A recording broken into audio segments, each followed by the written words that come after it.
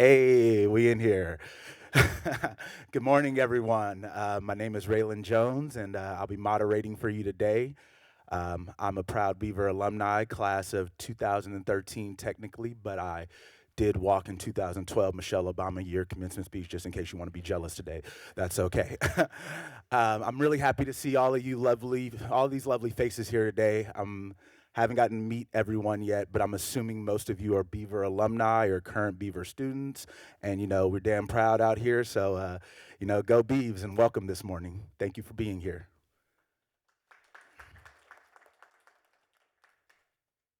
All right, well, I guess we'll dive in with the introductions. And up first, we have Marisa. How you doing this morning, Marisa?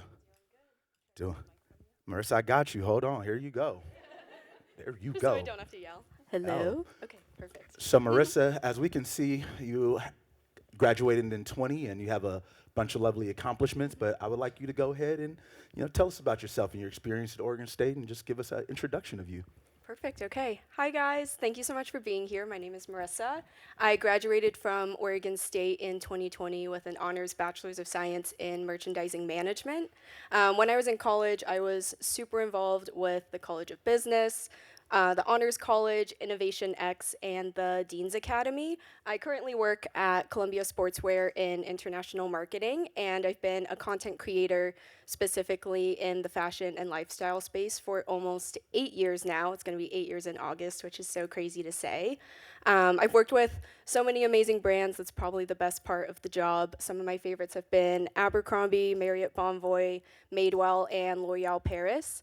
I thought I would give you guys a little bit of a backstory of how I got into influencer marketing because it's a bit of a funny story and very serendipitous, I feel like. So in 2016, I had just started college. It was actually August, right before I was going to move into the dorms, and majoring in merchandising management. I had always had an interest in fashion and business, and I wanted to find a creative way to bring those two things together. I knew that a lot of merchandising students had very like traditional portfolios, if you will, that were basically line plans to show their experience in merchandising, and I wanted to do something a little bit different.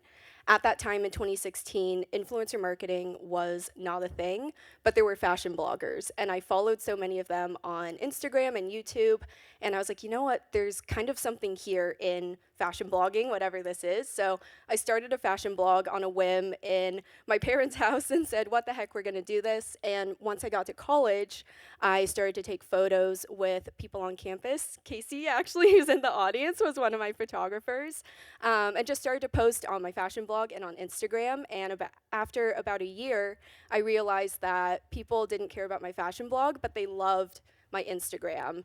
So that started to take off in about 2018. I was gaining like thousands of followers a year, and I just fell into this world of influencer marketing as it was starting to boom. I realized that I loved building a brand online and just sharing myself through digital media, and 8 years later, I'm still doing it, and the world is very different now. So that's a little bit about me and how I got started. Thank you Thank you very much, Marissa. That's excellent. And we have plenty of follow up. I definitely want to engage with all of you, but I want to hear a little bit from everyone first before we dive into that. So if you wouldn't mind passing the mic down, we have Morgan up next. Morgan, how you doing this morning? I'm doing very good. Well, it's very good to see you, Morgan. How about you tell us a little bit about yourself? Yeah, for sure. So my name is Morgan Eckroth. Online, I'm Morgan Drinks Coffee, which is pretty self-explanatory. I am a 2020 graduate of OSU. I got my degree in marketing, and I kind of had like a very interesting career path through that and to today. Additionally, as well as a content creator. I'm also a competitive barista and work in the coffee marketing space. I'm the 2022, I forget here, US Barista Champion, and that year I was also the World Barista Champion runner-up. So, however, how everything kind of started is I grew up in Corvallis. Went to school at the Corvallis campus. In my first year, I got a job as a barista, and everything kind of went downhill from there. I realized that coffee was the space I wanted to be in, and simultaneously to starting as a barista, I also knew that digital marketing and like kind of creative content creation, video, photography was my space. And so I started creating content on TikTok really early on. And it wasn't for any intention to grow. It wasn't anything more than like, I needed to learn how to video edit. And that felt like a weird, embarrassing way to start video editing. And so weirdly enough, those videos started to do well, and suddenly I was a content creator, a student, and barista, which was a weird combination of jobs. Through all that, I was still competing as a barista, and then COVID happened. I graduated in 2020 into the pandemic, which was a really, really weird time. Food and beverage as an industry was kind of on fire. And so I basically jumped full time into content creation because that was the only option I had. One of the interesting things that really jump started my own journey, especially as a YouTuber, was a project I did at OSU. One of the capstones that we had to do was either supposed to be like an internship, some sort of research, but I didn't have time for that. And so I went to my counselor and I said, I have like a really weird proposal for you. I was like, what if I did a YouTube channel as my capstone project? And so I laid out all sort of metrics of what I wanted to do, how I was going to, in theory, apply what I had learned in school to YouTube, and my counselor said, go for it.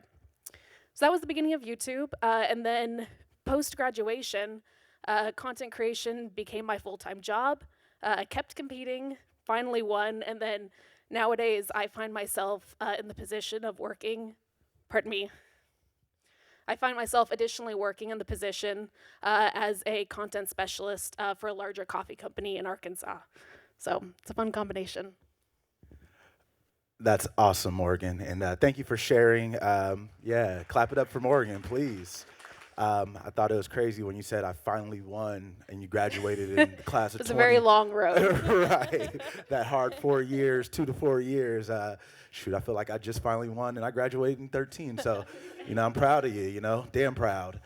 All right, next up we have Miss Sonia. Very excited to hear from you today. How you doing this morning? I'm doing well. I'm so excited to be here with all of you. So my journey started in 2021 when I graduated with a degree in computer science systems from Oregon State in undergrad. And then I decided to do the accelerated master's program. So I stayed 1 extra year, got both degrees, and I graduated in 2022 with that, a master's of engineering in computer science systems. And my journey to content creation started at Oregon State. So my sister was already going to Oregon State for mechanical engineering. She's 3 years ahead of me. And I was so blessed to, have that built-in best friend to tell me where to go for color printing, how to reserve a room at the library. And then when she graduated, I was like, oh my God, how do people do this without a sibling or like that role model right there with them? And so I always loved doing like I was on Snapchat before Snapchat was like a thing. I was like, hey guys, like I'm having coffee today. In high school, I was like voted most likely to have a reality show because I just loved being on camera and sharing things like that. And so I had the idea, I'd always wanted to be on YouTube or Instagram and all that. And so that's kind of how I started sharing my life at college because I was like, I bet there's other Latinas out there who go into an engineering course and they look around and there's maybe one other girl in the class and she might not even be Latina. And so I was like, there has to be this representation online of like, this is what I look like, this is where I came from, and you can do it too. Because like I said, I was very fortunate to have that in my own life. And so it kind of just took off from there. I remember I was a junior in college and I went to the Kahle Engineering Center. I had my tripod. I was like posing with my laptop. There was college tours going by and I was so embarrassed at one point, but I was like, you know what? It's going to all pay off one day. And it really has because it is my side hustle. My day job, I'm a software engineer at Nike on the digital accessibility team. And so yeah, it's been a great journey. I've gotten to work with amazing brands and really go to different conferences and just outreach and everything. It's really changed my life, and I'm really thankful to be in this space. And I'm really excited to share this stage with you all and kind of talk about our journeys. So, yeah. Yeah, thank you, Sonia. Can we clap it up for Sonia one time, please? This is amazing. We're only 3 of our 5 panelists in, and I'm already blown away. You guys are all amazing, and I'm just happy that we're in a space where we can acknowledge all the greatness that's come out of Oregon State because, wow, this is pretty dope. And while we're at it, while you're all digesting and taking it all in, because I know you've been blown away this morning, as I have been, I want to take the time to acknowledge the online audience. So we wanted to kind of take the approach of meeting these super dope influencers in their element. So currently we're live streaming right now. So hello, live stream audience. I hope you're enjoying wherever you are. And wherever you are, please drop your name and where you're streaming from. We would love to hear from you. And if you have any questions, there'll be time later for you to get your questions answered from all of our panelists. I'm gonna wait to shout out Oregon State Alumni Association because we got to get to Lauren because it's Miss Foodie over here. And I'm excited because I got questions after this, Lauren. Yeah, hi. So I graduated in 2017 from Oregon State with a degree in ecological engineering, and I minored in chemistry and Spanish. So obviously I'm doing something very different from that now. I run like a bar and restaurant focused Instagram and TikTok account, eating PDX. And I also do social media management freelance, and that's like my full-time thing. I work for myself now, which really, that side of things was born from like starting my food page. Yeah, so I did work in engineering for 5.5 years. I loved the subject matter, but I did face challenges like being a woman in STEM, and just corporate work cultures weren't really the thing that I wanted to be a part of anymore. And so I started my page like 4 years ago almost now. And it was just a COVID shutdown project. Like I was just bored at home looking for something to do. And I remember posting on my personal Instagram like some pictures of food and being like, I love pretending to be a food blogger. And then I was like, wait, why don't I just like do it? And I started an Instagram that night. And I just like love telling that story because people are always telling me, why don't I, like I've been thinking about doing this and I'm like, why don't you just do it? Like anyone can start an Instagram. So yeah, I did that for a couple years. And I think when Reels started becoming a big thing, that's when my page really started taking off. And eventually I was approached by a restaurant group to run a few of their Instagram accounts. And I literally didn't even know what they were asking me. I was just like, yeah, I can do that. And started doing social media management that way. And yeah, it was really scary leaving my engineering career. Like my last job that I had just got to a point where it just felt really toxic and I had to leave. And I made the decision to go full time with this, which was frightening and it still is kind of scary sometimes, but I have no regrets. I love doing it. I love the creative aspect of it. And yeah, it's been great. Thank you so much for sharing. Yeah, clap it up, please, please. Definitely have some follow-up questions for you, not just related to your food experience here, which I do need to know about though. But I hear you also work with some other big companies as well, and I'm interested about that. But before we get there, I got to give it over to my man Colin because I don't know if Colin needs an introduction, but I'm gonna give him one because I did a little bit of brief research on Colin. He's the only person on this panel that graduated prior to me, which I was shocked by. Everyone else That's so is rude. No, Colin, it's great. It's great. It's actually great. But the other part about that is Colin has a profile picture up with the 49ers in the NFL. I'm gonna let Colin dive into that, but I'm a actual like diehard, born and raised California 49er fan. That's amazing. Thank you. Go Niners. Go Niners, bang, bang, Niner gang. And we will win the Super Bowl this year. We got to get over the hump a little bit. Absolutely. We're Colin, almost there. Talk to me, Colin. Yeah. These are some amazing people up here. They're professionals and they're creators at the same time. And I think I sit where they are like influencers, creators. I sort of sit on the other side of it. As working for a corporate brand like the NFL, I work with the creators and influencers. So I'm on a little bit of a, I guess, different perspective, I think, which maybe adds to this panel. But my journey, I'm a 2010 Oregon State graduate. My degree and my little icebreaker is like, my degree is general science, pre-dentistry. I am not a dentist. I picked the less lucrative option in my career for sure. Halfway through college, I needed some money, like any college student that doesn't have much money. I was just trying to make it, and I thought I had a little bit of a knack for sports and storytelling and writing, just kind of in my own experience, like in school. And I joined the Daily Barometer, which was a daily newspaper back then, as a sports reporter, and worked there and really kind of got to talk to people that I watched every day in sports, coaches, players, and formulate stories. It's where I really learned to tell stories. The second job I took, which was at the same time, was with university marketing at Oregon State. As a writer, just like a student writer, I wrote things in like brochures that you see from different departments, a few homepage stories, edited and proofed random materials for departments, and that's kind of where I cut my teeth on like marketing and how different it is from journalism. There's a lot of, I don't know, gatekeeping and things you have to stay within to be able to market and sell something, versus like journalism is sort of like you can just kind of say what you want. At that point, halfway through college, I was like, I can't go back. I love what I'm doing on these jobs. I can't go back and like restart my degree. So I actually finished that dentistry degree, organic chemistry, physics, biochem, got terrible grades, but passed. So I use what happened in my career, which was kind of amazing, is I use experience that I got in these jobs to like elevate my career instead of the education side of that. I don't know if I should say that, because I think education matters a lot, but I think experience more than ever weighs so much more on what happens in your career.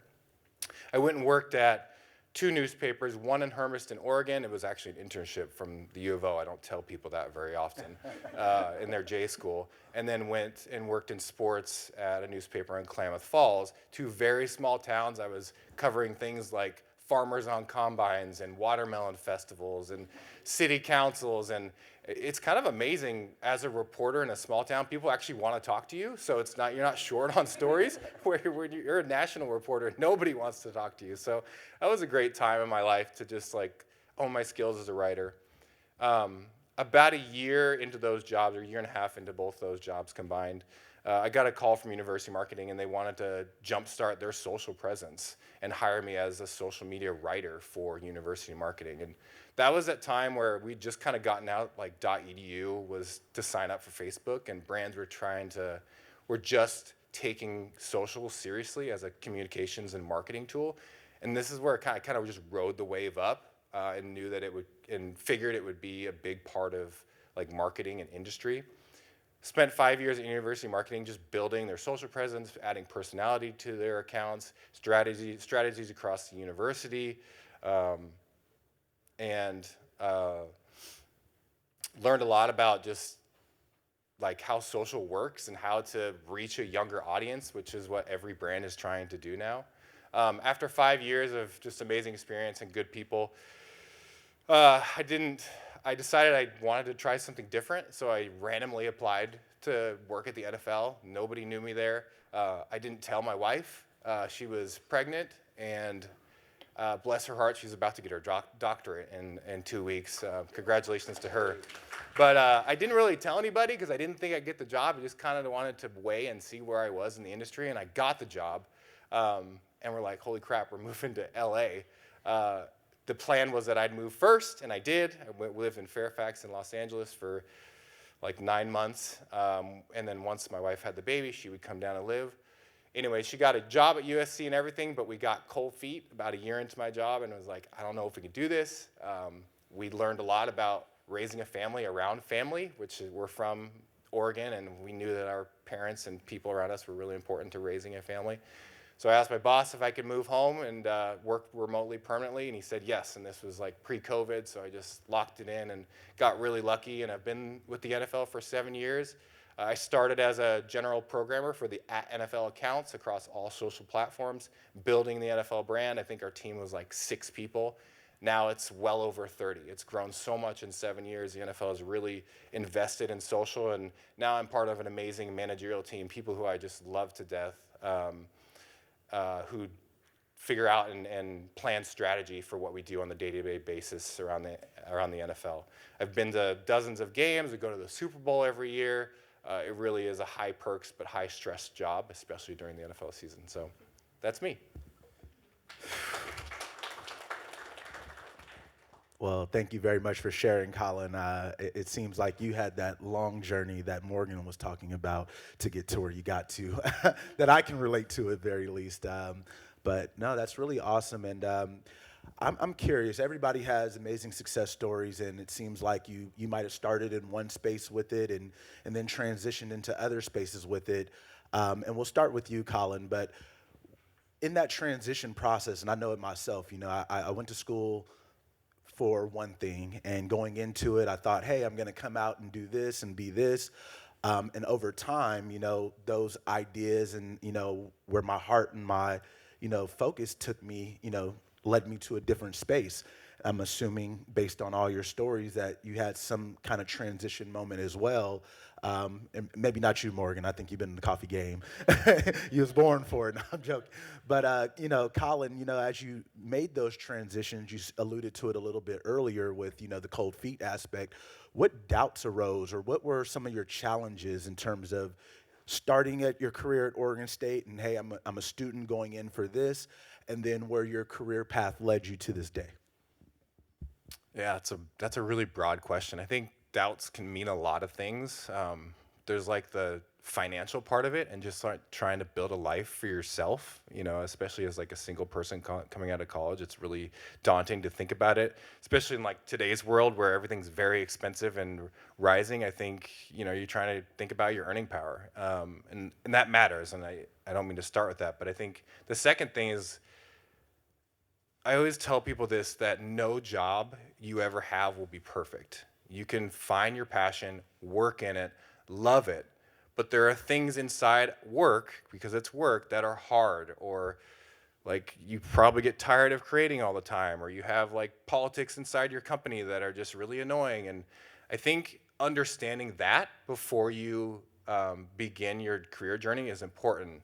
And so once you find your passion and you find that balance between like what you love, but also what is realistic for you, for me, has helped me like keep perspective on my expectations for my career. Thank you, absolutely. And yes, it's a broad question because I'm trying to get to know you, Colin. Yeah. I don't want to put no limitations on your experience. So Hopefully I left some spots no, for everybody else. Absolutely. You're keeping it real, and I like that. I think our audience, at the end of the day, we're trying to pass down knowledge, or I'll call it kicking down game, to the next upcomers, or who's coming up next, and they really need to know some real world insights and what that means, because I think we go into, especially college or our next stage of life, with an expectation on how things are going to go and turn out, and then you learn that there's your plan, and then there's plan life has for you, and so thank you again for sharing that. I appreciate you this morning. Can we get another round of applause for Colin, please? All right, Lauren. Well, I think you're up next, and feel free to add on to any of that in your own personal experience. And also, as I alluded, it seems like you have other ventures going on. Like, you've kind of blossomed out from your experience into some other different things that maybe you didn't see yourself going into before. How has that journey been for you? Yeah, I mean, it was like a huge transition, and I would say there were a lot of doubts with it. I was definitely scared to do that, especially after spending so much time like building this career, getting this degree, getting my license, working for 5.5 years, and then kind of it feels like you're throwing it away in a sense. Also, like, health insurance was cool. I miss that a little bit. I mean, I do have it, but it's really expensive, and it's like awful to have individual health insurance. But there's just a lot of factors that you're losing, like having a salary and having like a job that you're just in, and like the pay is very variable when you start a business for the most part. So I think there definitely were a lot of doubts, but just like really through networking and meeting people and working hard, like it's still variable, but I've at some points been making well more than I did as an engineer. So I think that it's really paid off in the end, and I'm just so much happier in this path. Absolutely. I was going to ask you that. Do you feel more fulfilled? Is it more beneficial for you, even though? Yeah. I mean, it's crazy. I just feel like, especially in my last job, which was weird because I feel like usually you would get like more and more freedom through your career, but my last job was a consulting job, and it was just so tight and so like there were just so many rules, and I just felt like I had no freedom. So just having the freedom and the flexibility, like in a way, like I do work every day, but if I prepare enough, I can just like only work for half an hour some days if I'm, you know what I mean? Like the flexibility is so big, and like I just feel so much less stressed working for myself. But it's also like the creativity of it all. Like it's crazy to me to go from like designing things and doing all this math, and then now I'm just like making a video, and it's fun. Yeah, that's great. I'm happy that you found that, and I think that's something that we should speak to more to the youth and people that are coming up. Is really follow your heart. Yeah, you have an idea, but a lot of the time we're still going through our journey of self-discovery. So we might go into it with an expectation, but you should leave room for growth or exploring different paths. So thank you very much, Lauren. Can we get another round of applause for Lauren, please? Thank you. All right, Sonia, please feel free as well to answer that. I feel like you three, even though I know you've all gone through this influencer journey in a sense together, right? You've blossomed, and I think that's incredible because when you go into school or you go into this degree expectation, I'm sure you didn't imagine, hey, I'm also millions of people, are gonna follow me and they're gonna hold on to my work. Like, how does that transition from, what you originally thought it would be and what your current lifestyle is now or your current approach is now? How has that worked out for you? Yeah, I mean, being an engineering major, you kind of think that you're just going to go into this like cubicle job and solve problems and things like that. But kind of like I mentioned earlier, from an early age, I kind of knew that I had more of a purpose than just like solving a puzzle at work. And it's really about, to me, it's a lot about like community.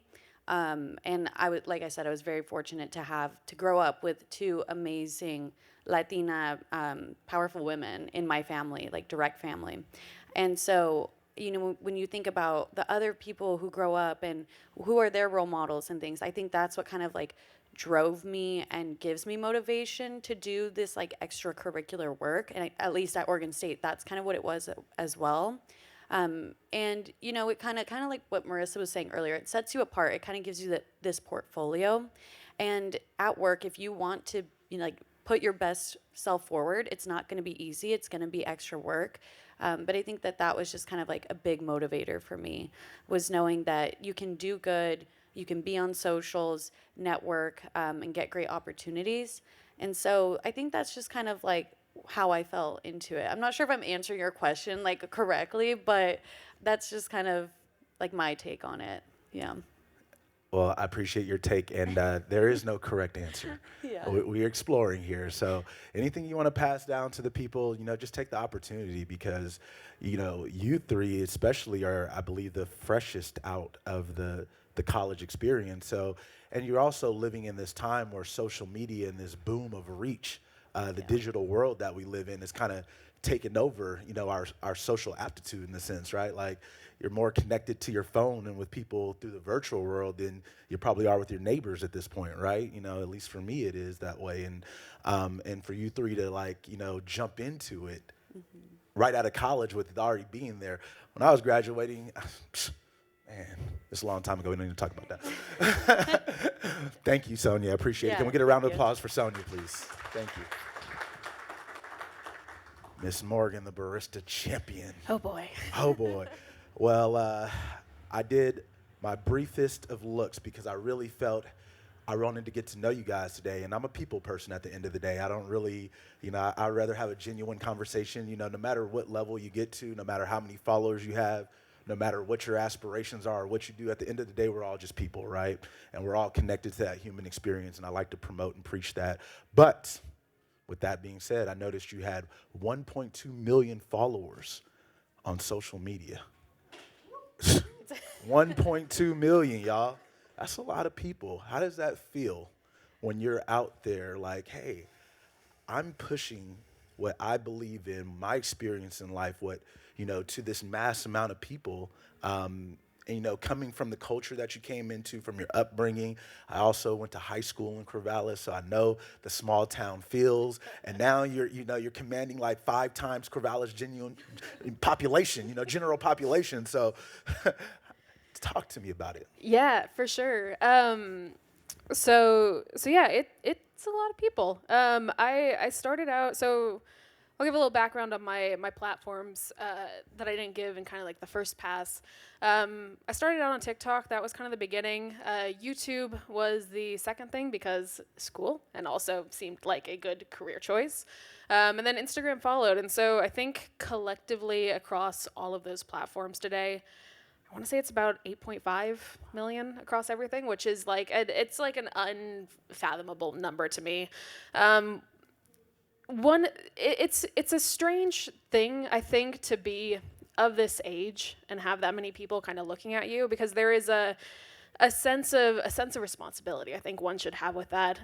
Something I really took to heart super early on in my online career was the sense of permanence that everything I was doing had. I think it's really easy to, with how socially connected everything is, with how like popular like being like a content creator, just like sharing things is, it's really easy to kind of like lose yourself in that. And so I don't really know how I had the forethought to be like, I should treat this as a job as quickly as possible, but I did. And so what that meant for me, even when I was in college, starting everything, was putting boundaries on my online time, on what I was saying online and how I was creating as well.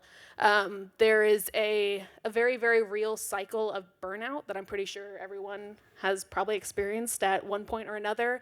I find it's less like something that like happens to you and then you get past it, but it's more of it's just like a wave. Like you have to ride it and you have to know it's coming, and you have to put in place like good systems for yourself that'll help you come out successfully on the other side of it. And so one of the things I like really, really try to like coach newer creators on, like in the influencer space, but like additionally it just like applies to like everyone, is as quickly as you can, like decide what work is to you and decide what hours you're gonna put on that, because when you're employed for yourself, you are your own like best and worst boss.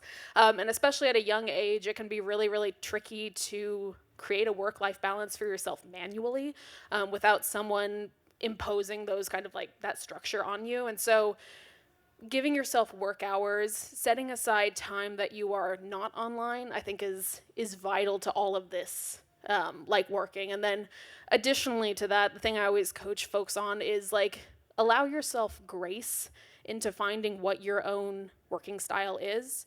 For some people, that's a very traditional structure. Like your brain's able to focus in on tasks and like all these things that just make work like pretty the same each day. For me, that's very not true. I'm a pretty like, I feel kind of like a bouncy ball most days, like just jumping from thing to thing, giving, 5 minutes here, 5 minutes there. Some days I'll spend 24 hours on like a project. Like it really just is kind of a wild workflow, but being able to accept that that's the way I work and then building healthy systems around that, I think is really, really vital for people like jumping into creator, yes, but like just the structure of freelance.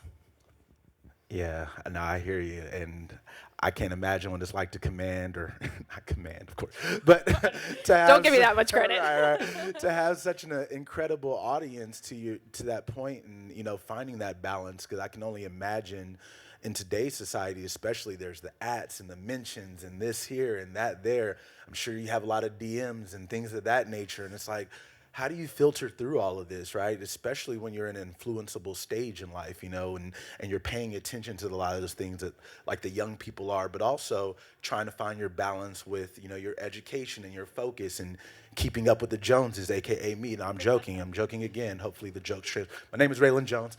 But no, that's, I'm glad that you found some good techniques, and I highly implore any students or, previous students or people that are in spaces where you're busy or you might feel stressed to, take time for yourself, find techniques for yourself to disconnect and get yourself in a space where you're okay and you're able to navigate through all those spaces comfortably, so it does feel routine and it doesn't feel chaotic all the time. So really great job, Morgan. Thank you. Round of applause for Morgan, please. All right, Marisa, you ready? I think so. You back. All right. Well, Marisa, I would like to hear, and I would like you to talk a little bit more. into your experiences, your challenges, and things at post-graduation as well. But to the point, everyone here is content creators. And unlike, you all, and I'm more on the Collins side where I work in a space that helps influence community more than directly like yourselves. So content creation for me is like what? Like the most content I created was the promo for this thing. That's it. But I saw that you did a really, really nice video and it was chopped up and it flowed really good. And I was like, I don't know the thought into that, but I'm curious to know how that transition from like a school life balance into this now I'm a creator and this is what I do and what that's been like and how you've been able to navigate through that to your best of your ability. Yeah, I love that question, and I think I'll also try and marry up what everyone talked about up here about just transitioning through different career paths, because it is a really big mindset shift going from maybe a job that's more structured or corporate, like I work in corporate, and then I have to turn that side of my brain off kind of at the end of the day and then go into content creation. It's definitely like a muscle that I think that you build over time, and you also just gain more confidence in yourself and your ability to create content or think creatively, because content creation can be so subjective. I think we all know you can put your best self forward and people always have an opinion about what you're putting online, and so you just have to trust that what you're doing is authentic to yourself and you're doing the best you can. But I wanted to talk about the transition a little bit through college and just choosing like new career paths, because I'm sure everyone in the audience is interested in going into the creative space in some way or another. But I think, like everyone has said up here, there can be hesitancies in going through those transitions, and I know I certainly did, because it was such a huge mindset shift going from a very traditional job into entrepreneurship. So I wanted to go back. Something I forgot to talk about in my introduction was majoring in merchandising management. When I was in college, I was very type A, if you will. I had like my 5-year plan of I'm majoring in merchandising, I'm gonna be a buyer, and like that's my career path. I'm doing everything I can to make that happen. And then there was actually like a catalyst to that plan, if you will. My dream internship that I wanted, I like made it to the final rounds of interviews. It was a very competitive program, and I got a call of rejection, and it kind of just like blew up my whole 5-year plan of college.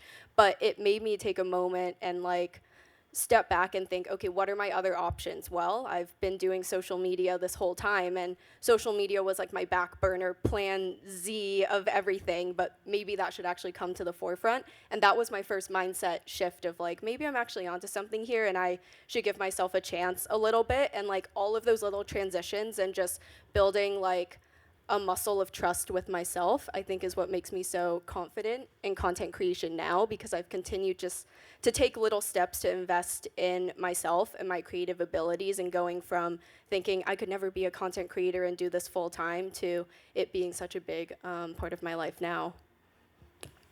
Well, that's amazing. You do an excellent job at it, I must say that. So Thank you.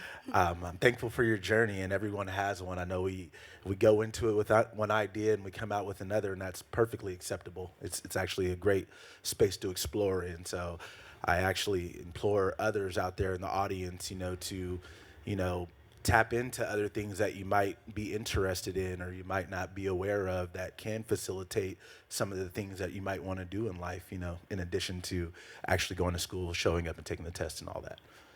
Thank you very much, Marisa. Thank yeah, you. round of applause.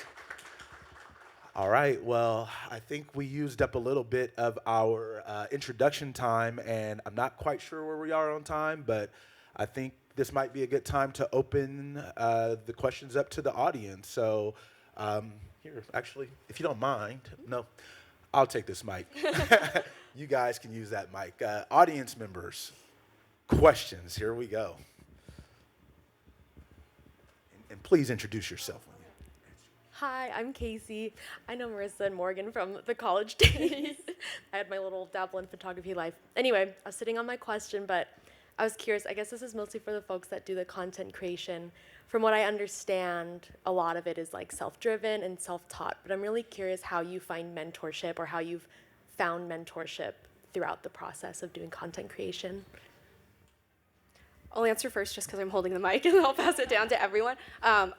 I think that the beautiful thing about going into content creation and the creative space now is that there are so many incredible resources. Like how I learned content creation was one, partially just through myself, like self-taught, but just reaching out to people. Like I think Sonia and I used to even talk about content creation in like comms 101 or whatever, but I think just reaching out to people, whoever you look up to, there's so much community in this space and people are just willing to help. There's also a lot of, I'll give you some names afterwards, people who work in like social media management or like actual content creator coaches who you can go through like kind of actual programs or courses with. But I think a lot of it too in the creative space is just finding like what makes you authentic. And so yes, you should look to other people for mentorship or like maybe guidance on like the back end or how to do things from a more operational standpoint, but just like trust yourself and your own creative abilities and pick up like little bits of insight from the people that you see and then put your own spin on it. And whatever that creative thing is for you, like that's what's going to make you stand out in the long run in content creation. So learn from other people, but also know that you are going to be like your biggest teacher throughout the whole process, and you won't learn about content creation unless you just start. I think all of us, the content that we made in the beginning is nowhere close to what we do now. So kind of like what Lauren was saying, you just have to start and you'll learn along the way. Yeah, I'd like piggyback off of all of that. I think for me it was really interesting with a large majority of my content create or like at the beginning of it, like when I was really learning the ropes, happened while in school full time, working full time, and like competing. And so I was like, there was like no time to like think about it. Like content creation was just like, I'm just gonna like throw stuff at the wall and see what sticks. And then, you know, immediately going into like basically hibernation with COVID, out of college, like it really felt like I went into like a room and like did my job online for a while. And then it feels like honestly only recently has everyone kind of like, you know, like left their rooms again.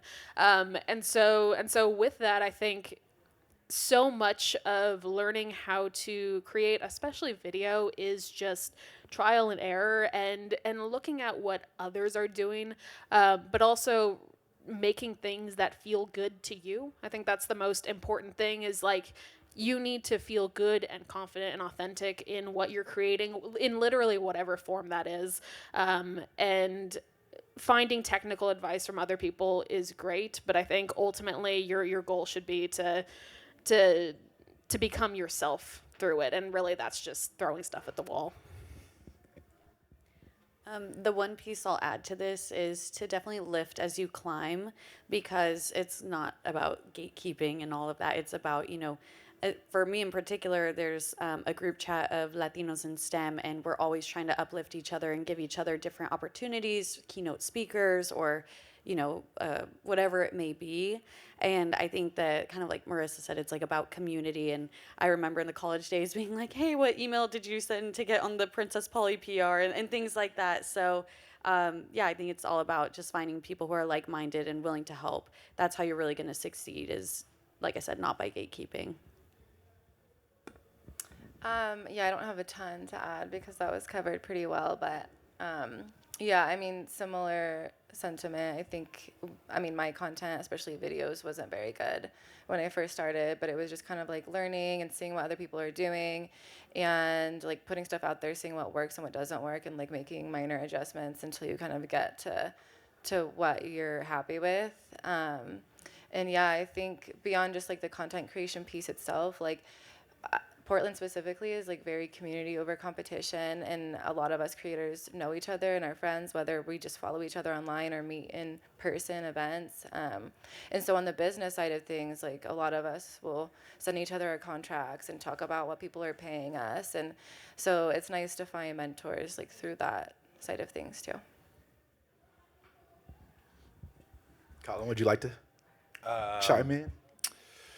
When we are interviewing people for jobs within our team, we often ask a question that's like, what are your favorite social accounts to follow?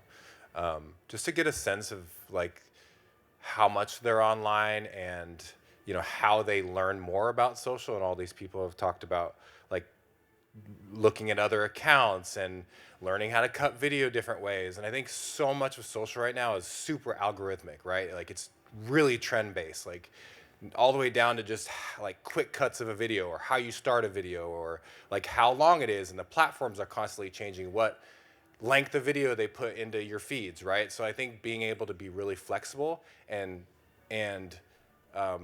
watching what other people do to see how their content performs will help you, you know, in the long run. It's just kind of like my content take. Thank you very much. Thank you for your question, Kelsey. There we go. And sorry, can I get you to stand up? This is whenever I do this thing in other spaces, we stand up, we introduce ourselves. Are you an Oregon State alum? Like, tell me a little bit about yourself, Michelle, when you ask your question, please. Well, I will stand up if you will not go too far away, so we're not the only one standing. My name is Michelle Marie. I'm an OSU alum 2003, 2007, and 2016. I might actually be the oldest person in the room, which is interesting. Anyway, my prompt for you all is for the entrepreneurs, sorry, Colin. Will you speak a little bit to any loneliness or isolation that you felt way back at the beginning when you were first envisioning yourself starting your own ops, and how did that feel and how did you get through that? I guess I feel like I don't really feel that way at all. Like I feel like I felt more isolated in my engineering career just because I felt like I had to put like this face on and I couldn't really connect with my peers there. And I feel like now I'm just more so like my career feels more authentic to me, and I feel like I do have a pretty good community.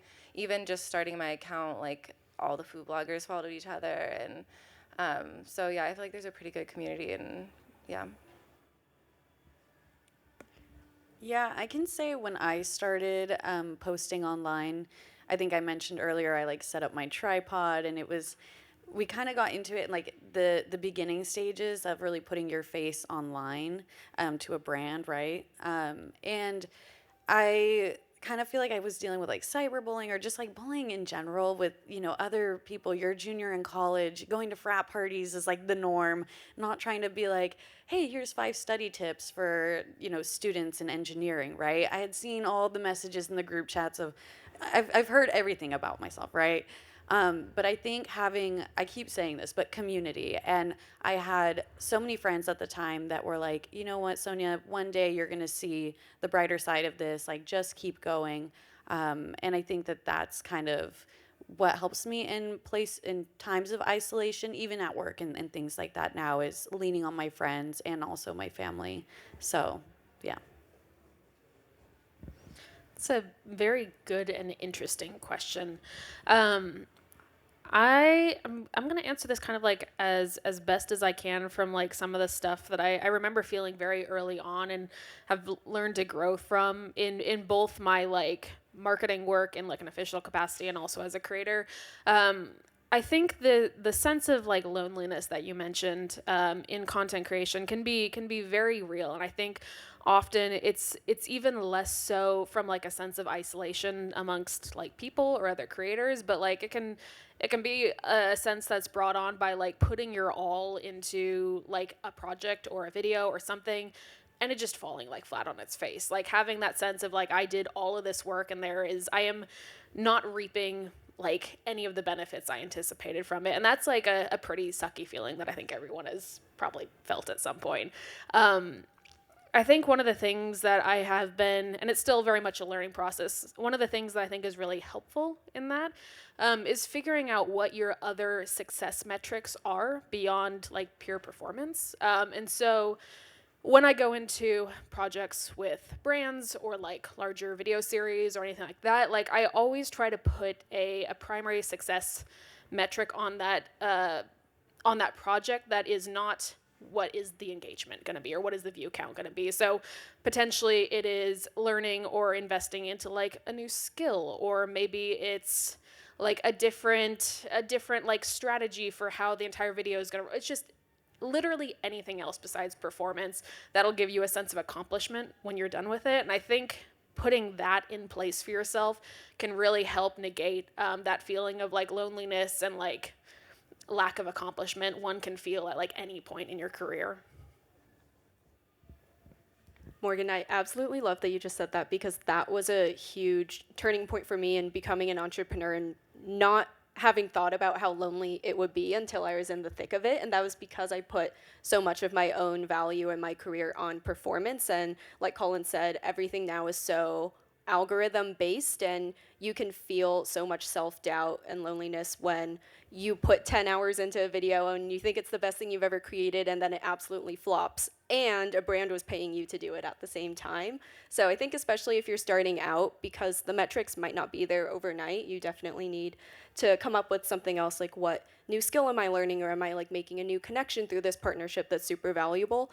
But to also answer the question of loneliness, for me, I actually didn't realize until a year into being an entrepreneur that I craved collaboration so much more than I thought that I did. So I actually went full time as an influencer during COVID. I think it was like 2022. And after a year, I decided like, working for myself is great on the side, but I still have so much to learn in marketing. I want to be part of a team again and just be able to like bounce ideas off of people in a different setting. So I think I have a really healthy balance now in my life of working at Columbia Sportswear, being part of a collaborative team, but then also being able to take a step back on the weekends and be maybe a little more lonely, but now in my own element doing something that I love. But it's all just part of the process. I think the beauty is we all get to experience creativity and entrepreneurship in our own way that works for us. You can just find the right path for you.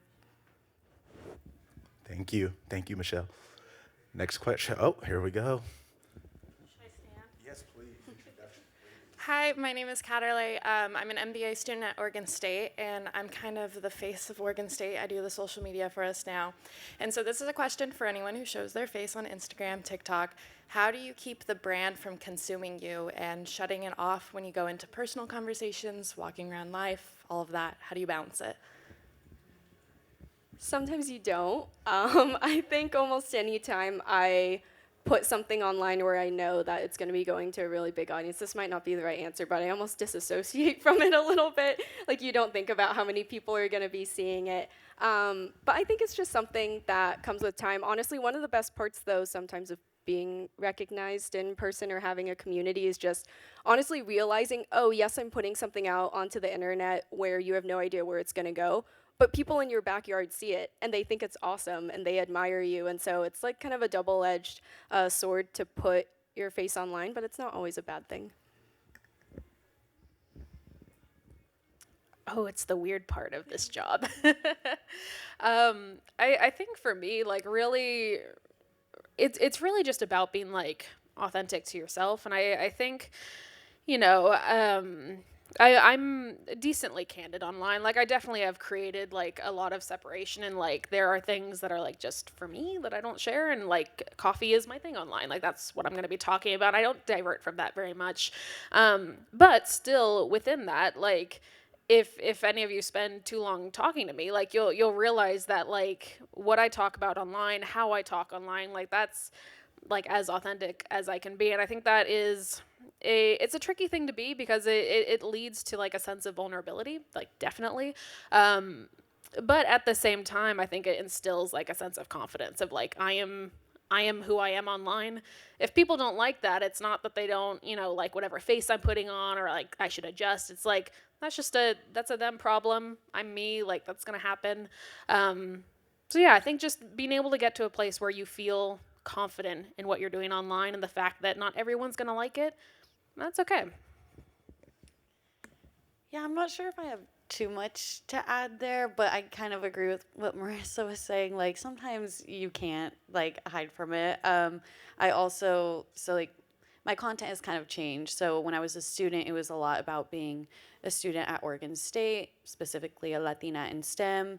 Then it was getting the Nike internship, and then it was moving to Portland, and now it's my life at Nike, and then the outreach that I do as well. And there's even a page for like Nike employees called I Love WHQ, and people will be like, oh, that's the I Love WHQ girl, because I'm always posting on there. And so you kind of just like, it becomes a part of your life. But I think it becomes pretty natural for us as well. But I think learning how to shift, I know this doesn't really apply to you in the Oregon State page, but learning how to shift your content to reflect who you are or what you want to show. Because I used to like not post, oh, if I'm like out with friends or with family, like only gonna be me like as a Latina in STEM. But that being a Latina in STEM isn't just studying all the time or at work. It's all the good and the bad in between. So I think that that's kind of like how I show my face online, is trying to just be authentic and everything. Yeah. I know you guys don't show your face, but I do. yeah. Oh yeah, you do. Yeah. Yes, you do. I didn't at first though. It was like a transition, but I felt like I wanted to like create that brand recognition with my page. But I think part of it is like Marisa said, like just trying not to think about it. It's just like it's not real. It's just the internet. But also like I have dealt with a lot of haters in my comments, and even like ads I've done. I didn't even realize, like I did this one ad and it got pumped out to probably like maybe millions of people, and everyone's sending it to me, and I wouldn't have done it that way if I knew. So it can be hard when people are constantly criticizing you, and I feel like I went through a period where it was like really getting to me, and now I've gotten to a point where I'm like, it's just like literally anything you do, someone's gonna find an issue with it. It can be a video of a burrito and someone's gonna get pissed off. Like, it's crazy. But yeah, I guess. And then for me also, like, I like to put some of my personality into it, and I think that goes into the being authentic piece. But I also, like, I'm hesitant to even say this, but I have my own personal Instagram where I put more of my, like, actual life into it. So it's just, like, finding a balance between, like, how much of, like, putting your personality you want out there, but also having your privacy, too. I think it's so amazing that you guys put yourselves out there like that. Especially you as well, being like the face of Oregon State. We used to work on fields a lot, we'd give like a player after a game and have them do like a selfie video, and they'd turn after we gave them the phone, and like we'd be diving out of the frame to get out of it. So it was like so important that we were not any part of being a face of the NFL. But I think what you talked about, especially you, Morgan, about like setting a goal not based off metrics, just like what is in your heart and what do you care about with this post, makes that like carefree attitude about how people respond, because the internet is garbage in a lot of places, and people are garbage, and they'll find anything to hate you for, like you said. So I think it's so cool that you are the face of Oregon State and you do a wonderful job. Haters gonna hate for sure. Any other questions out here? Please, please. Oh, here we go.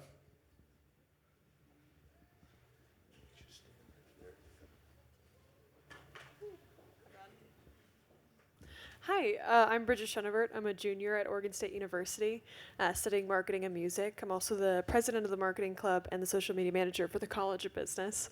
I'm curious, I'm sure your schedules vary with content creation versus NFL. I'm always curious to see what a daily schedule looks like. Could you tell me what you did either yesterday or Thursday if you do a 4-day work week? Do you want us to? Yeah.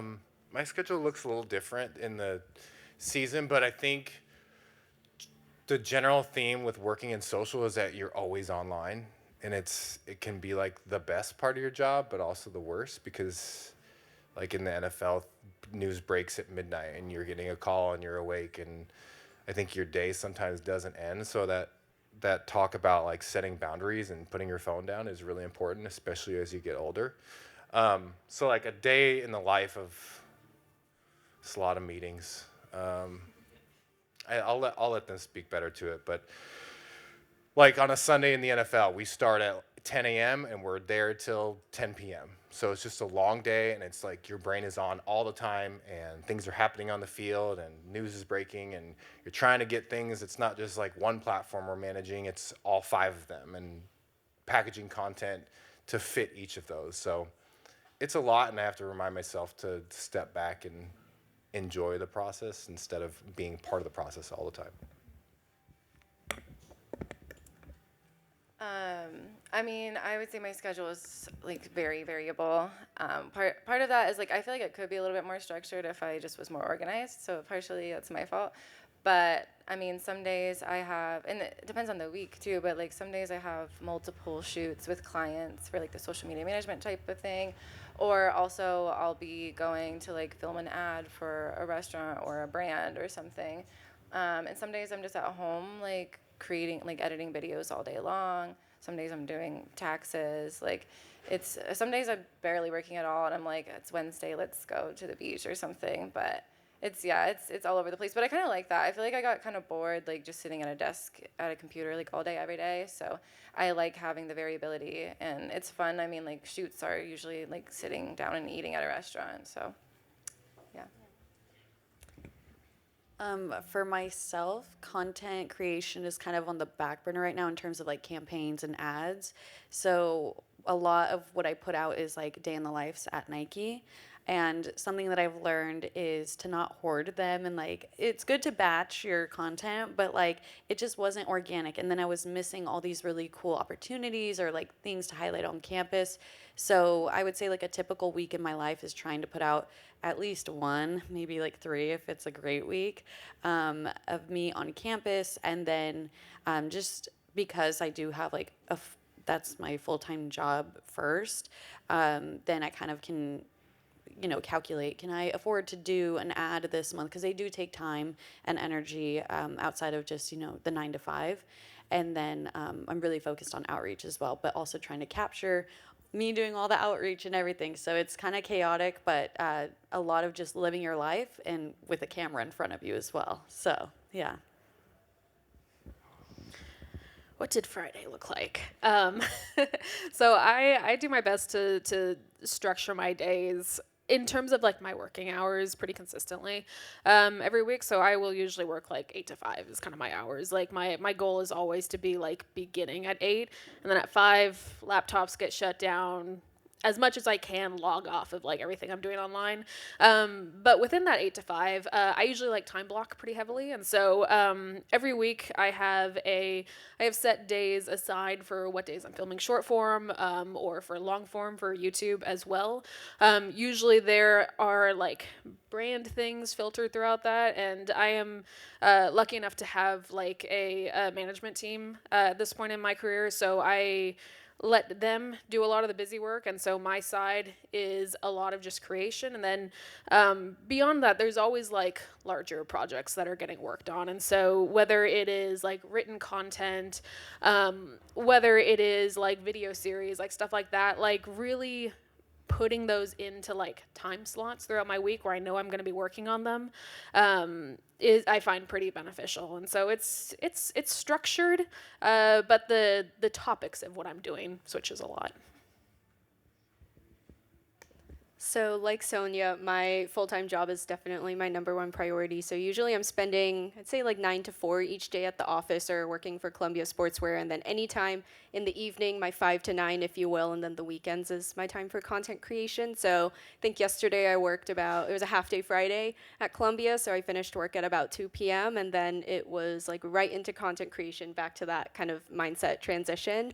I think I filmed and edited and submitted 3 partnerships yesterday. Had to get those all done. Fridays, Mondays, and the weekends are usually my time for content creation. And I think we're on June 1st now. So this time of the month, like the start and the end of every month is usually a really busy season when it comes to partnerships, because brands, you're like closing out a partnership and then starting a new one for the next season. So right now I'm just trying to finish up a lot of content creation and then go into negotiations and contracts and things like that to plan for my month of June. So it's a busy time right now. Hi, my name is Ella Dionich. I am currently a senior at Oregon State University studying marketing and sustainability, and I'm also coworkers with Bridget. But you guys kind of touched on it a little bit about managing haters. I was just wondering like if you could dive into that more, and also how do you manage being hateful to yourself? Because I find myself, when I film myself, I'm like, oh my gosh, I hated how I looked in that video. I need to refilm it, or something along those lines.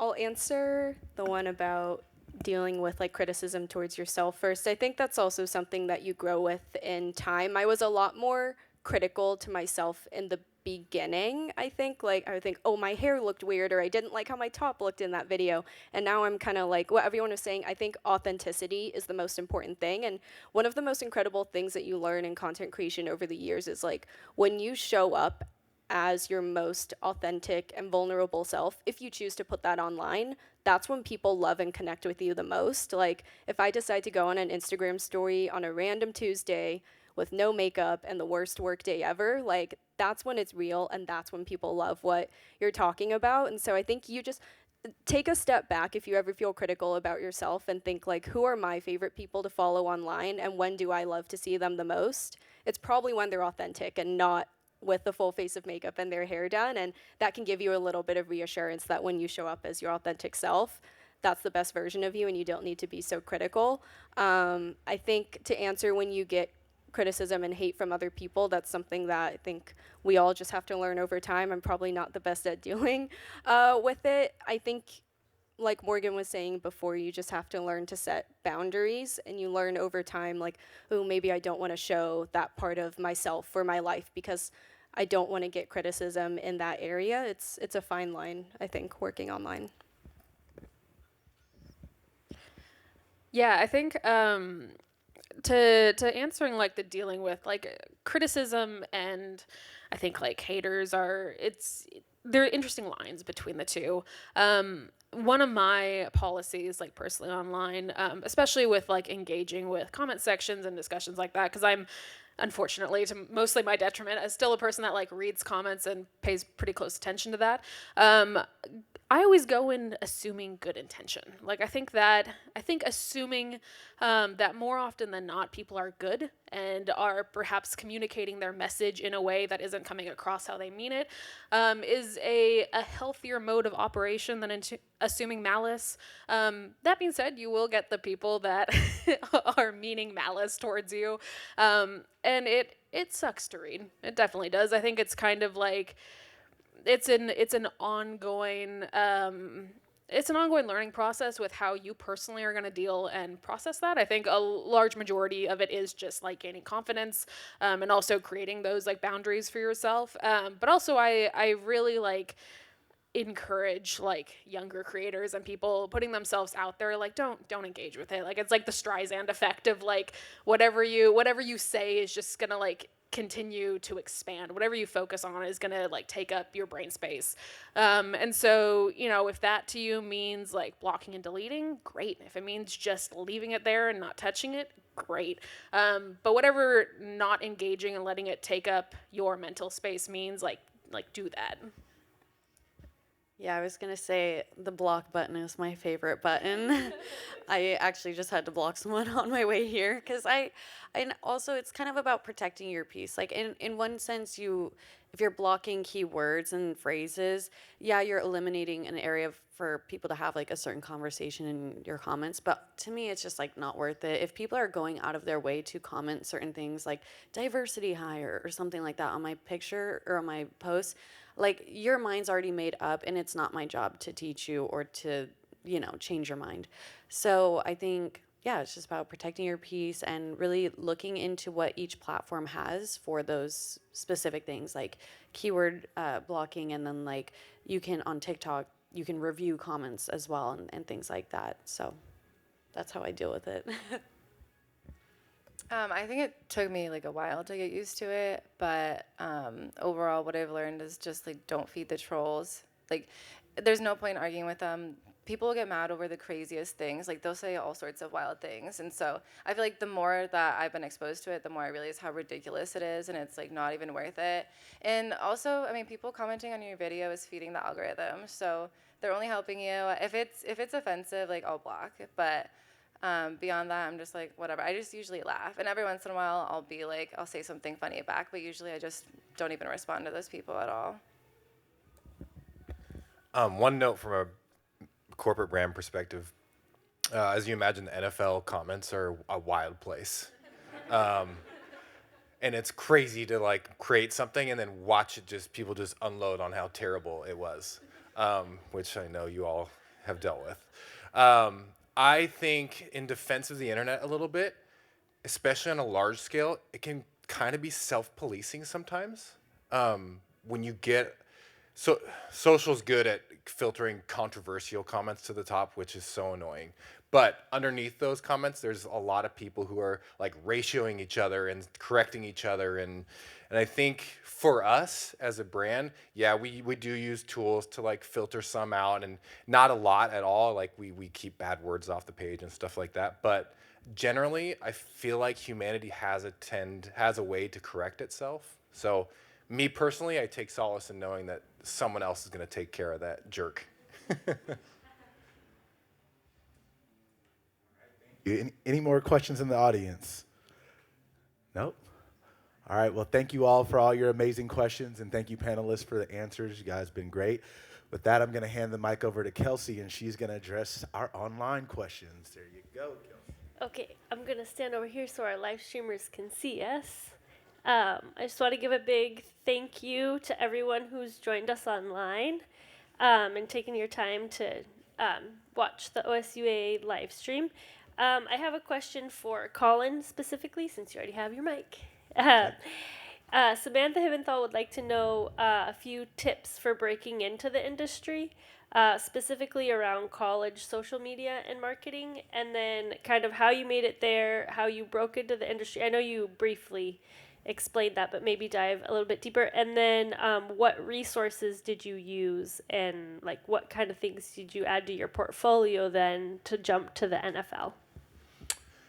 Yeah, there's a lot of ways to answer that. I think there's a few things in that. Number one, the people you engage with throughout your career as you're starting it is really important. So I like to call it managing up the people that you work for, whether you're an intern or you're just like doing volunteer work for, staying with them if you like them, and letting them help you move along, whether that's like a recommendation or giving you a job someday. But also, like Sonia said, bringing the people that you teach, like we're doing right now, with you is super important as well. The second part of that, as far as like breaking into social or marketing in college, I think especially college athletics or even like university, is so hard to cover because there are so many sports and there are so many departments, and you're trying to feed everybody, and it's totally impossible, and the teams aren't very large as far as like social. So I think the biggest thing I can give you is probably try to make yourself as well-rounded as possible. So you don't have to be the best video editor. You don't have to make like the fire cuts that all the great video editors out there make. But like if you can cut a simple video or work in a template or know what kind of quick cut needs to work on TikTok, add that to your resources of being able to like work in a Photoshop template or have some writing background. It could be long form or short form, but experience with multiple formats. Making yourself as most well-rounded as possible will help you break into social, especially in sports. That's a great answer. Thank you. This question is for Sonia. If we could pass the mic to her. Do you have any advice on knowing when going back for more education is a good idea? Like I know you got your bachelor's and your master's right away, but maybe like a PhD on the horizon. When do you make that determination when it's best to go back for more education? Yeah, so me getting my master's, that decision was purely because of COVID, but I'm very thankful for COVID for doing that. I actually had an internship lined up, and then it got canceled, and I was like, I have no real industry experience. What am I going to do? And so I had like 3 weeks to apply and get approved and everything, and that's what really propelled me into thinking about going to grad school. And like I said, I'm very happy I did.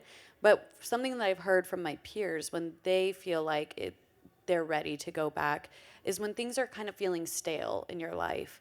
I recently actually went back to school for community college for criminal justice because, I'm going through my job and I love everything, but then I'm like, I feel like I'm kind of missing something. So when you're missing that structure and that, like, when you want to learn more, when you feel that urge, I think that's like a good indicator of, okay, it's time to fill out the applications and at least kind of see what my options are.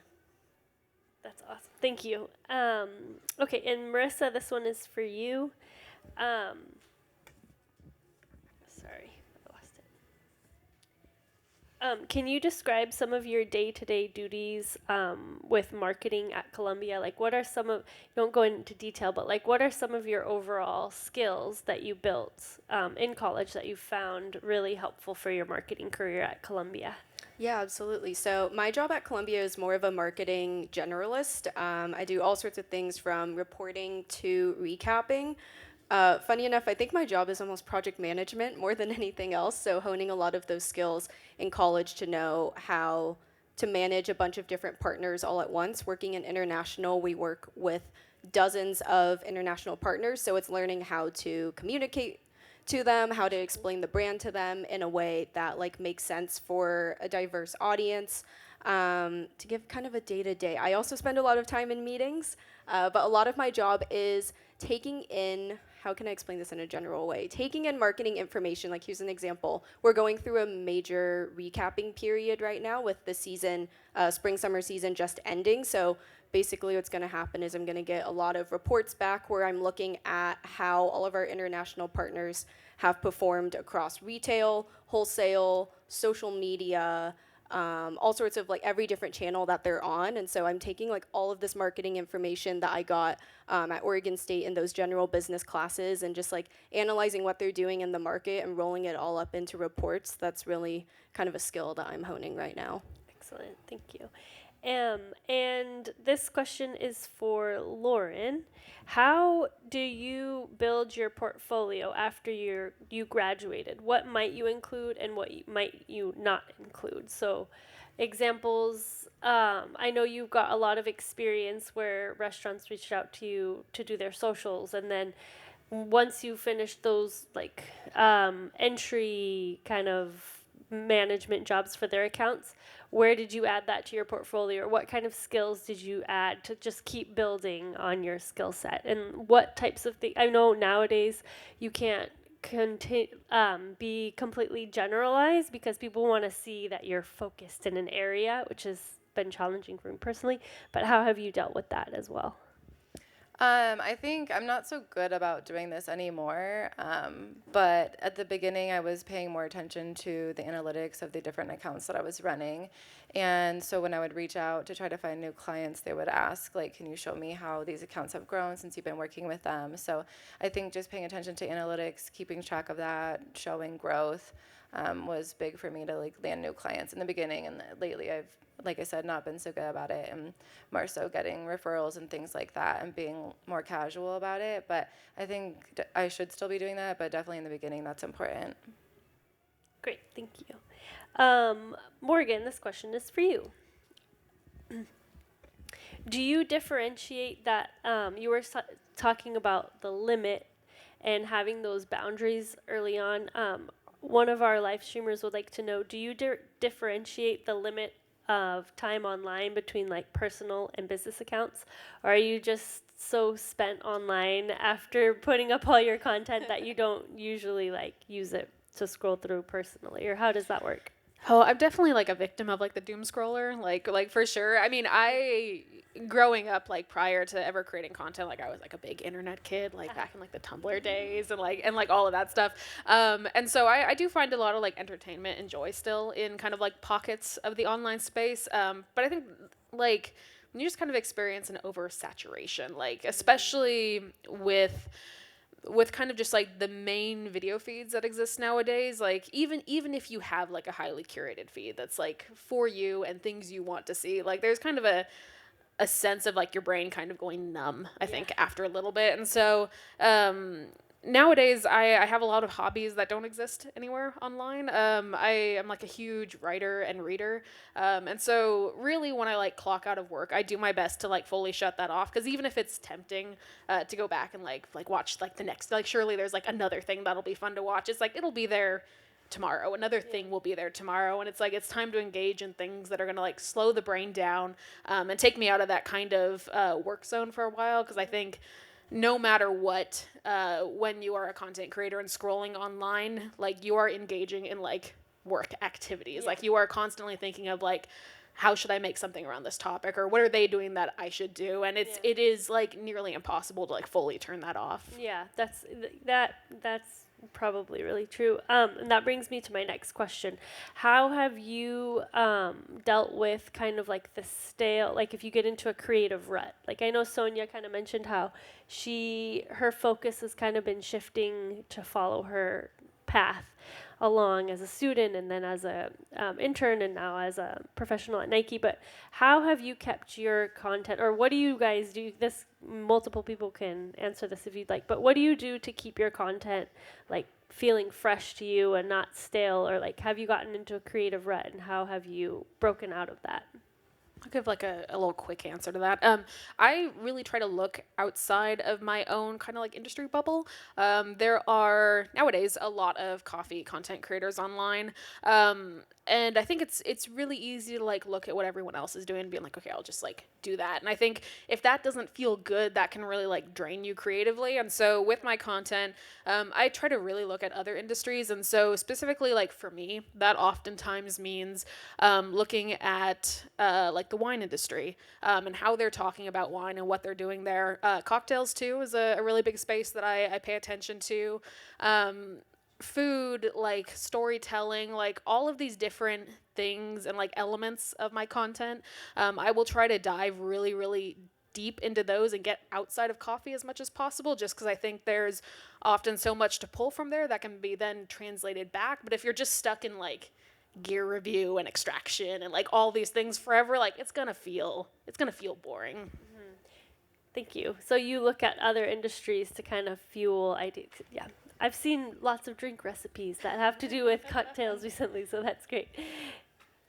Morgan, I love that you said that because I was looking at your page before this and I saw a drink you did. It was like espresso and orange, and I was like, that's different and that's fun, and I remember saving it. I think anytime I'm in a creative rut, it's probably a sign that I need to dig deeper into who I am and like what content brings me joy. I find that I get into creative ruts when I'm looking outwards too much and not into what I actually enjoy making. Like I had a realization, I think it was maybe in the winter of last year, where a lot of my content was super trend based, especially being in fashion. Like there are micro trends because of TikTok that are constantly changing and you always feel like you have to keep up with the Joneses, and it can be very tiring to like, this is a very first world problem, but like constantly turning over your closet and having to come up with new like fashion ideas. And that's when I took a moment to be like, no, I need to take a step back to what I actually love, which are staples and basics. And I made this little series called like Back to Basics. And I literally took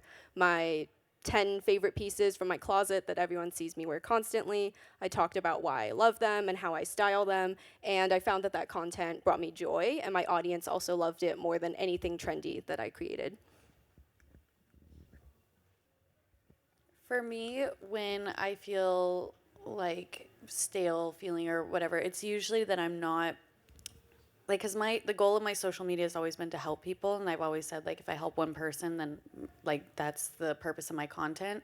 So I know I think it was in 2023 I was just like, okay, I feel like I'm not doing enough, like I want to be doing more. That's how I started a podcast called Cuéntame con Sonia Camacho, where I would interview different Latinos, like inspiring Latinos. They didn't have to be in STEM, but that was kind of like what my indicator was like, I feel like I'm just not reaching enough people, or like I need to start uplifting others.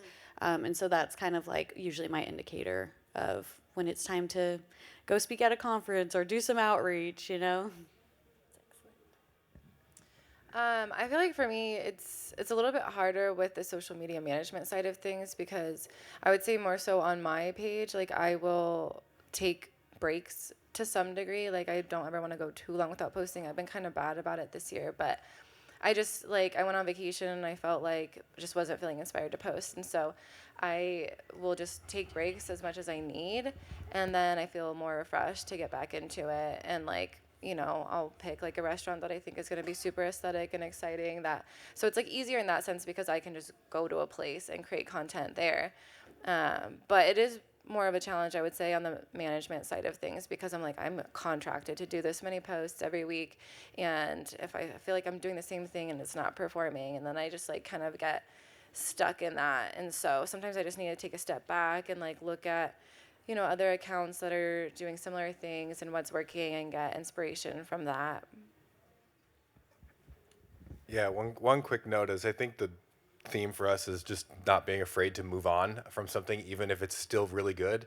We did this graphic thing for like 5 years. After every game would be like look like the back of a jersey, and it put the player stats on it, and we call them have-a-days, and they got really like famous with our avid fans, and we did it for like 4 or 5 years. If my team is on here, they're probably laughing at this, but we stopped doing it because we were just tired of it, and it was just like a lot of work. And now we have commenters being like, where are the have-a-days? And it's like, we took them away. But I think that's like part of it is just realizing where your stopping point is and not what everybody else's. Hello? Yes. Amazing, y'all. I love it. Thank you so much for sharing.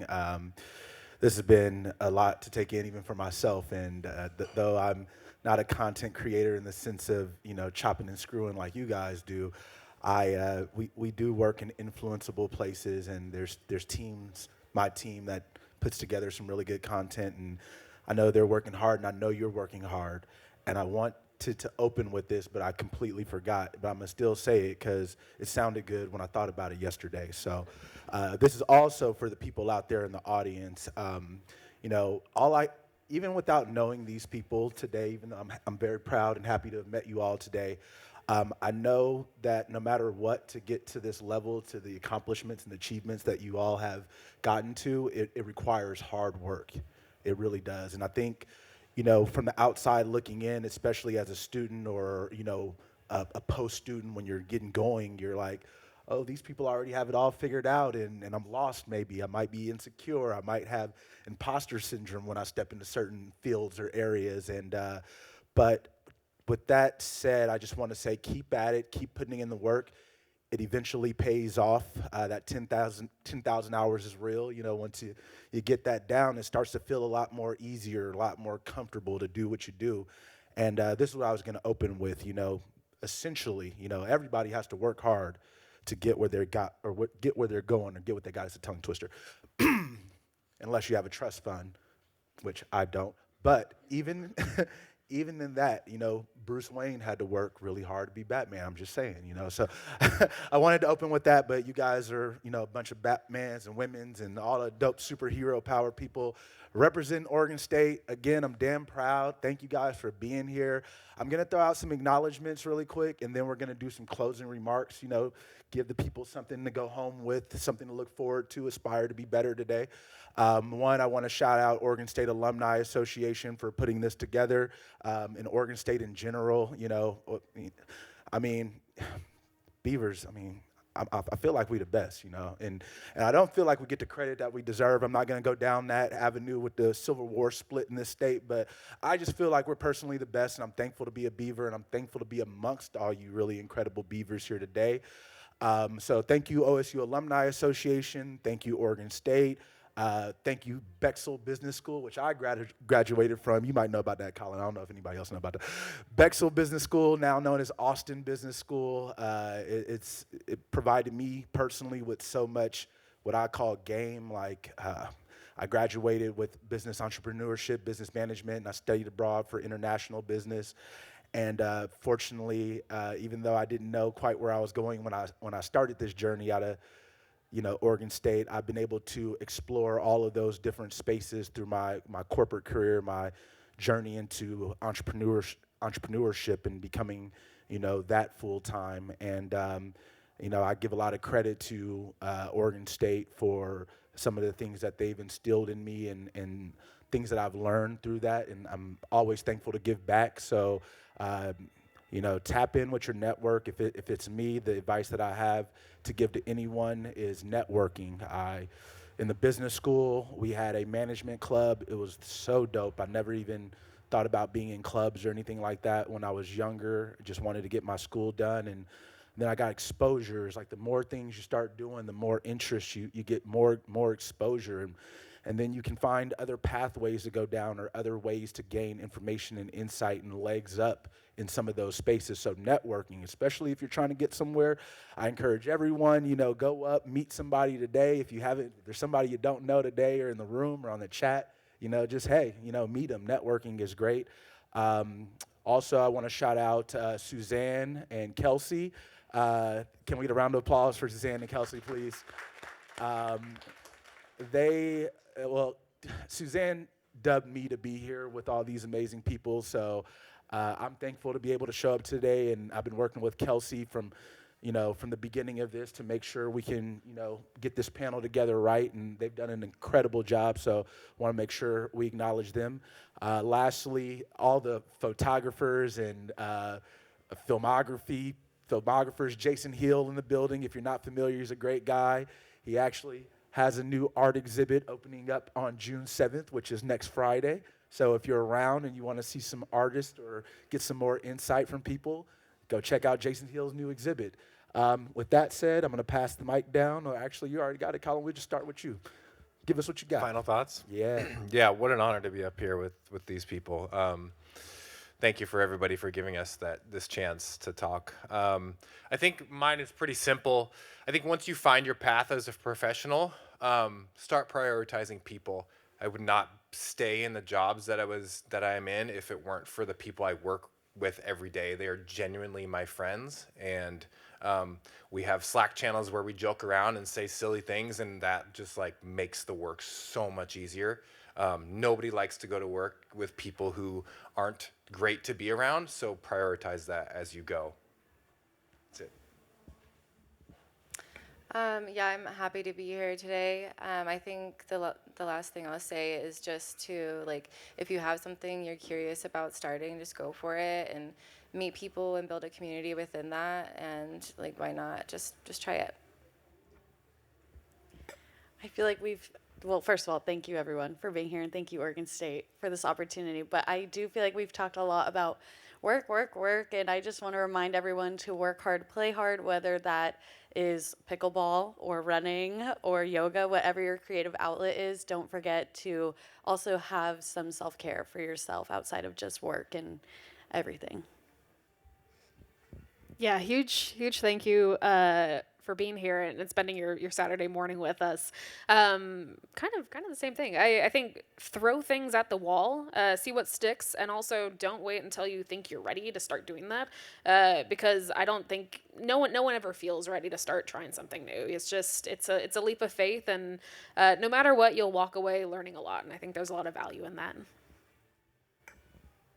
Also, just want to echo what everyone said and say thank you to everyone who's here and who's listening for taking some time on your Saturday to learn and invest in yourself. I think that's already a massive step in the right direction to advancing your career. And want to say thank you to OSU and the College of Business. Like, opportunities like these when I was a student are absolutely what set me on the trajectory that I am at. I wouldn't have been interested in marketing or entrepreneurship if it wasn't for the people that I met and was mentored by. So if any of you have questions afterwards, like, please don't be shy to come up and network with anyone or send a message on LinkedIn if being in person isn't your thing. I think that my final remarks will be about opportunity.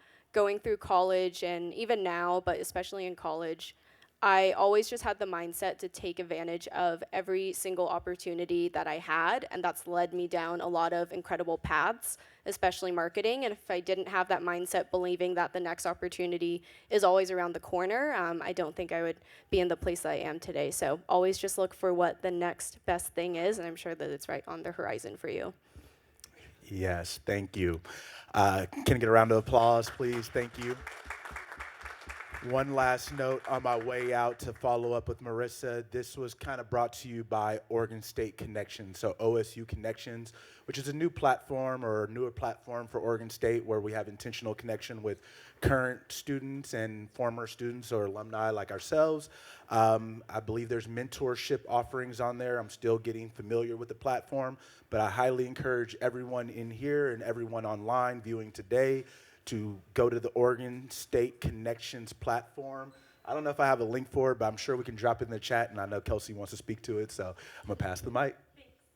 Yeah, we have actually, it's osuconnections.org, and we actually have 3 sign-up stations over here. So Piper, myself, and Gabriel in the back, we will be helping you if you want. It's really easy. You just put join or sign up, and then you just drop your first and last name and an email, and then it actually gives you access to over 2,000 other Beavers who you can network with. You can ask for mentorship opportunities. You can ask for people to like review your resume. There's lots of people willing to help on there, and it's an awesome OSU based type LinkedIn type platform. So we'd love to see you guys on there, and we can help you join. And then also we just wanted to thank our influencers, and we have a gift for you.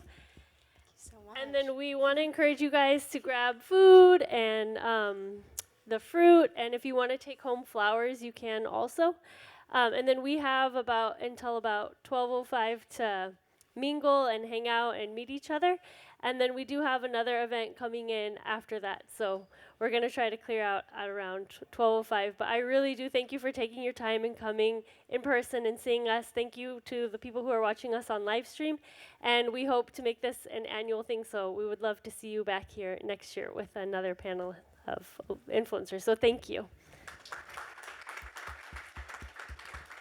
Thank you all. And with that, we'll let you get to networking. Ciao.